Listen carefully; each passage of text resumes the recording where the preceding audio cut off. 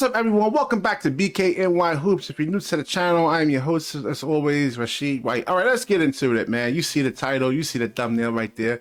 They're actually calling the Ben Simmons-James Harden trade one of the worst 5 trades in how many years, they say? Oh, in the past 5 years right there, man. And I guess I do somewhat agree with this over here. And not bad on the part of Ben Simmons. And I mean, I guess it's not really a horrible trade. You know, Ben Simmons had decent productivity. I mean, you look at the numbers last year, he was a plus 40, and it shows the numbers don't lie. The ball, I mean, you know, the team is actually better with him. The ball moves better. Ball movement, young players are really key. The ball moves faster than what you can actually really move right there. And he makes other players better around him. And then James Harden, I mean, listen, he had a good regular season, and the playoffs, yeah, he actually flamed out. I mean, I did a video when he was with the Brooklyn Nets, when he got that hamstring injury on my head. No, he's done. He's done. I mean, the time it actually takes for that hamstring to heal, he's not going to be able to really get any kind of off-season conditioning done at all. And he's going to actually not really be the same. And then I did another video on James Harden. This is on my Sports to the Wire channel, that he was getting locked up by Scotty Barnes. I'm like, hey, he can't even get by people. His explosiveness is actually done. And there's certain skill sets that we never seen James Harden really truly develop, and it's actually going to really come back to actually hurt him now. So I'm gonna do a separate video on that one. Look for that video on Sports Through the Wire. I mean, James Harden's actually gonna have to change his game up now, and I don't know what he's really gonna do. Let's get to Ben Simmons over here. While Brooklyn has been patient with Simmons in terms of his health and confidence, at some point the team needs to be patient. That patience needs to be paid off on the court, preferably in the wins columns.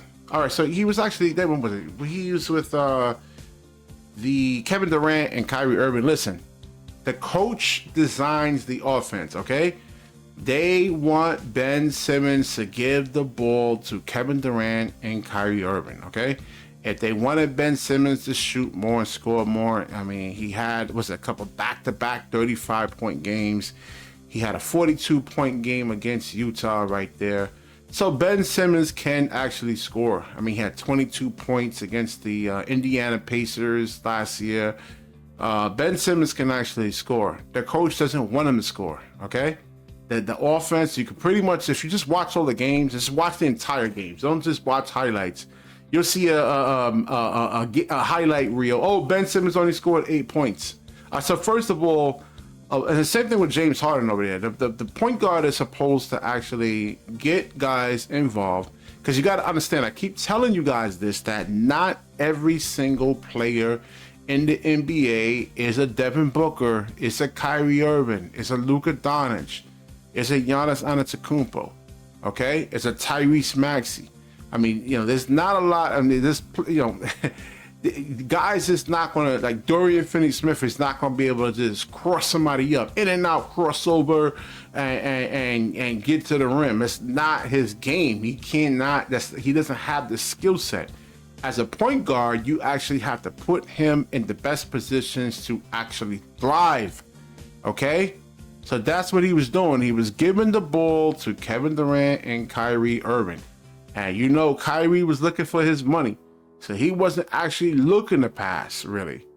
And then you see that Kyrie Irving actually idolizes Kobe Bryant. So that's really more Kyrie's problem right there, man. Just, you know, less Kobe, you know, and be more like I'm trying to think of a well-rounded player. It's like, well, it's not a Kyrie Irving video.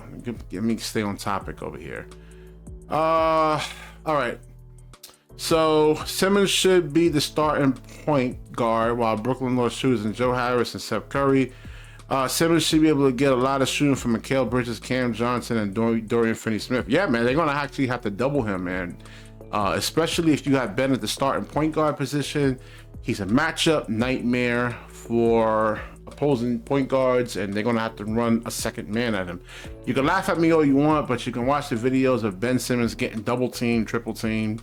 He's a 6'11" guy, 240 something pounds. And hey, they said he's actually even more shredded than what he was in when he was with Philadelphia, man. So he was pretty strong back then. And all right, so the Philadelphia situation. Now it clearly it clearly showed that one, Daryl Morey got fleeced. So I mean, Ben Simmons actually produced somewhat, man. I mean, he hurt his back, he got injured, that's not his fault. And you can actually look at Lonzo Ball. Lonzo Ball didn't play, man. He got traded. I mean, at least Ben Simmons played. Lonzo didn't even play. I don't know why everybody hates Ben Simmons so much. The only people that should hate Ben Simmons is Philadelphia 76ers fans. I mean, if you're being dubbed as the next LeBron James, and I definitely get it, man. I would be angry too, but you gotta look at the whole situation with Doc Rivers, Joel Embiid, and Daryl Morey. I mean, they threw the man under the bus, and he had a bad playoff series, but so did Joel Embiid. So did Doc Rivers, and not making adjustments or anything like that. I'm talking to you 76ers fans out there, because I know a lot of you guys watch the show. I get a lot of you guys in the comment section. Now, okay, I understand. I get it. But if you're a Brooklyn Nets fan, why are you hating on the man? Why are you angry at this guy? If you're in the Nets media, you shouldn't. It behooves you to actually really want to root for Ben. I don't get it over here, man. I mean, I gotta explain to me like I'm 5 years old that why Ben is actually so bad. I don't want to hear shooting or anything like that. I just want to actually stick to his strengths right there. All right, so Simmons never returned on the floor 21-22. He managed only 42 appearances last season. He looked like a shell of his three-time All-Star self upon his return. He only averaged like 6.9 points, 6.3, a triple single. Hey, man, so Draymond Green's numbers right there. But let me tell you something. Draymond Green is extremely valuable to a lot of different teams right there. All right, so those numbers might be fairly intriguing and plenty of the players, thanks to the rebounds and assists, but not for someone with Simmons' growing list of health concerns and prior production. If this is his expected output going forward, having him as a centerpiece of a deal that costs you a perennial 20-10 guy is bad. Listen, if he doesn't get back to the Philadelphia Ben Simmons, yes, I understand he's bad. I mean, but listen, for the first start, I mean, they should post him up more. I don't want him to be old Ben Simmons right away.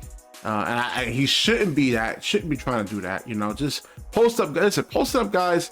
You don't actually, you're saving your lower extremities so much, right? I mean, like in terms of like a lot of oxidative stress. I mean, you're saving your lower extremities like a lot of work right there, man. A lot of work. Running up and down the floor, dunking on people and everything, it puts a lot of stress on your knees, your ankles. So if he can actually post up like Jokic does in the middle, he actually makes those passes. If they actually come and double him, then I mean, it could save him, and he's not exhausted or tired or burnt out come the end of the season and going into the actual playoffs. So like I said, yes, Ben was not healthy. His production dipped because he was actually injured. He was dealing with a back injury. He was dealing with a knee injury. Anybody that actually played basketball, like lower extremities is everything, man. You have a calf injury or anything like that. You could play, but you're gonna be hindered. Knee injury, same thing. You look at what happened with Lonzo Ball. You think Ben Simmons is not looking at that type of situation? Damn. And Lonzo had a knee injury, man. It's very iffy. So, and that stuff actually weighs on your mind right there. It's a psychological hurdle that he has to deal with, but it's not really a lot of basketball players out there, man. Not a lot of hoopers, I can tell. There's only like a very, very, very few of us right there. And the ones that actually did play, like Shaquille O'Neal, and they like to throw insults at this guy, and again, a lot of these guys are just really placating to your emotions, man. They telling you what you want to hear, you know, because if I put on the thumbnail, Ben Simmons is going to save, I mean, ain't a lot of people are going to click on that, but if you just, you know, that's the whole thing. I guess that's how it works in media. They want to tell you what you want to hear, and I'm just going to tell you the cold hard facts. I do not want to lie to you at all. I don't. I really don't want to lie to you. I just want to tell the truth, man. I'm just telling you about experiences and what happens when players get injured, and especially when it comes to a lower extremity injury. I mean, yeah, man, it's, yeah, you see, yeah, let me stop rambling over here. Definitely like, comment, subscribe, certainly share the video, and when you share, the universe certainly shares back with you. Peace.